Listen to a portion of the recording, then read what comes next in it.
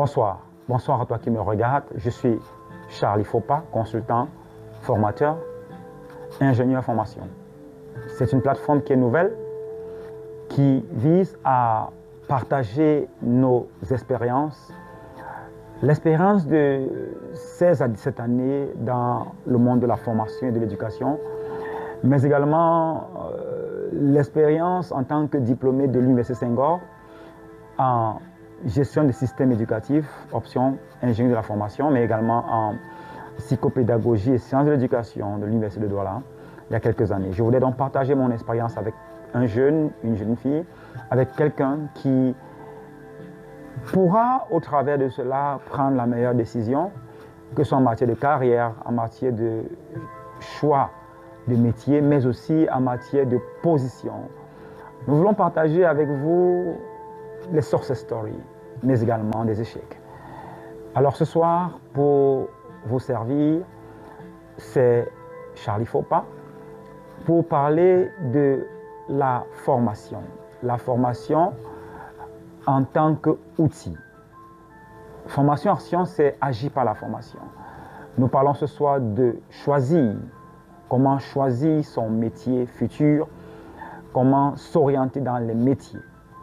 Alors, 3 clés, ou alors 3 C, vont nous permettre de répondre à cette problématique ce soir. Le premier C, c'est connaître qui nous sommes, connaître qui tu es. Tu dois connaître ta personnalité. Tu dois connaître tes aspirations. Tu dois connaître tes inclinaisons. C'est-à-dire que vers quoi est-ce que tu te sens le plus attiré? Ça peut susciter de faire une étude personnelle. Ça peut aussi susciter de faire une étude au travers des personnes qui nous connaissent pour pouvoir nous positionner, pour pouvoir recueillir un ensemble d'informations qui vont nous permettre de prendre la bonne décision. Ça peut engager une recherche active au travers ou alors vers les personnes que nous maîtrisons ou alors qui nous connaissent pour savoir quels sont, peut-être depuis la naissance, peut-être depuis l'âge adolescent ou alors même le plus petit âge, ces choses qui nous ont toujours attirés. On regarde souvent, on voit des enfants qui tout petits sont intéressés par tout ce qui est touché, kinesthésique. Ces telles personnes vont rapidement s'orienter vers des métiers peut-être d'atelier, pratique. Donc, il est important de pouvoir s'interroger à savoir qui suis-je, quel est mon capital personnel et quel est mon capital professionnel. Qu'est-ce que j'ai eu au travers des années à emmagasiner comme connaissances, comme aptitudes. Toutes ces aptitudes et compétences, pas toujours manifestées dans des milieux professionnels, même dans des milieux hors professionnels, dans des milieux naturels, sont des indicateurs des orientations métiers futurs. On peut également recueillir auprès des proches leurs avis sur ce qu'ils pensent de nous. Il faut se connaître parce que tous les métiers ont des forces et des faiblesses. Tous les métiers ont des avantages et des inconvénients, on dira. Il y a des métiers qui nécessitent beaucoup de force physique. Il y a des métiers qui nécessitent beaucoup de force intellectuelle. Il y a des métiers qui vont être très stressants. Il y a des métiers qui vont être très demandants en termes d'énergie. Et donc, connaître même sa condition physique peut être un indicateur. Est-ce que je suis tenace? Est-ce que j'ai peur du sang? Est-ce que je suis sensible à la douleur des autres? Autant de choses vont me permettre. Moi, par exemple, il aurait été difficile que je sois dans la santé parce que émotionnellement, lorsque je vois des personnes souffrir du sang, je suis mal à l'aise. Je suis même hors de moi. Donc, pour moi, ce n'était pas possible de faire la médecine. Moi, par exemple, tout petit, les gens estimaient que je savais communiquer. Bon, je ne sais pas sur quoi ils se basaient, mais toujours est-il que les gens vont observer et vous donner quelques informations qui vont vous orienter vers les tendances de métiers futurs. Donc, il faut se connaître absolument, connaître ses capacités naturelles, connaître ses faiblesses, quels sont ses handicaps. Si on a une condition de santé particulière, on ne peut pas aller vers certains types de métiers à cause de la condition de santé qu'on a. Si on a des appréhensions particulières envers un ensemble de choses, on ne peut pas aller vers certains métiers. Si on n'aime pas le contact humain, on ne peut pas aller vers certains métiers. Deuxième, c'est c'est connaître son métier. Il faut faire une étude des métiers pour découvrir quels sont les différents métiers et faire le lien entre ces métiers et ces connaissances de nous-mêmes, ou alors le relationnel entre les métiers et nous. En quoi quels sont les métiers qui nous prédisposent? C'est-à-dire que si je peux communiquer, quels sont les métiers qui font appel à la compétence communication? Si je sais beaucoup persuader les gens, quels sont les métiers qui font appel à la compétence persuasion? Si je sais toucher, on voit des enfants qui sont habilités à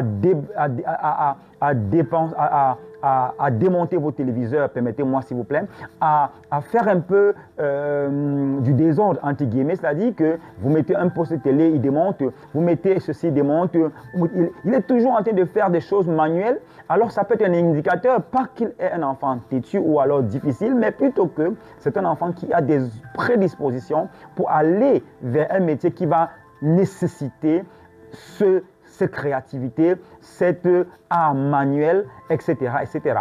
Ensuite, il faut pouvoir donc, dans cette étude métier, voir quelles sont les conditions autour de ce métier. Qu'est-ce que chaque métier offre comme force et faiblesse? Quelles sont les évolutions futures possibles avec ces métiers? Aujourd'hui, avec la technologie, beaucoup de métiers vont disparaître et beaucoup de métiers vont apparaître. Il faut donc faire le distinguo pour savoir est-ce que ce métier sera encore d'actualité dans 5 ans, dans 10 ans, dans 20 ans, dans 30 ans? Alors, en d'autres termes, est-ce qu'il faudra à un moment migrer, évoluer pour autre chose? Ensuite et enfin, il faut, troisième C, il faut connaître son environnement. Son environnement, c'est quoi? C'est connaître son environnement socio-économique.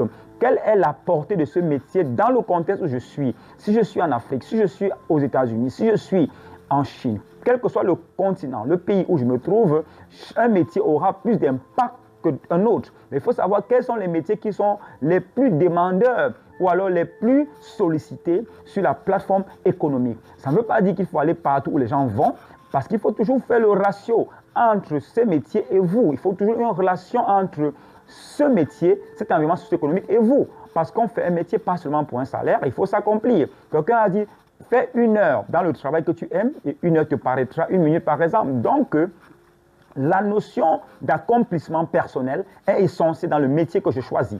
La notion de réalisation, la notion d'épanouissement compte. Mais il faudra trouver l'équilibre. Donc, l'environnement économique te permet de savoir ce métier me rapporte quoi. Parce qu'à la fin, il y a quand même une facture qu'il faudra payer. Il y a quand même une vie à accomplir. On est jeune, par exemple, on veut se marier, faire une vie. On veut voyager. Donc, on a des aspirations, on a des ambitions que notre carrière devrait pouvoir contribuer, sinon pourquoi pas permettre d'accomplir. Donc, il est essentiel de faire cette étude environnementale pour comprendre le métier dans son contexte, son apport financier, ses contraintes dans l'environnement. Si on n'aime pas voyager, on ne peut pas prendre un métier qui nous fait voyager tout le temps, par exemple. Donc, il faut trouver à la fin dans l'équilibre entre les 3 C, connaître qui nous sommes, connaître son métier, les métiers, et connaître enfin l'environnement socio-économique. Et donc, la synthèse et donc l'intersection entre ces 3 cercles, le cercle connaître son métier, le cercle se connaître et le cercle connaître son environnement, formera ce qu'on appelle le métier idéal. C'est-à-dire le métier qui te permet à la même temps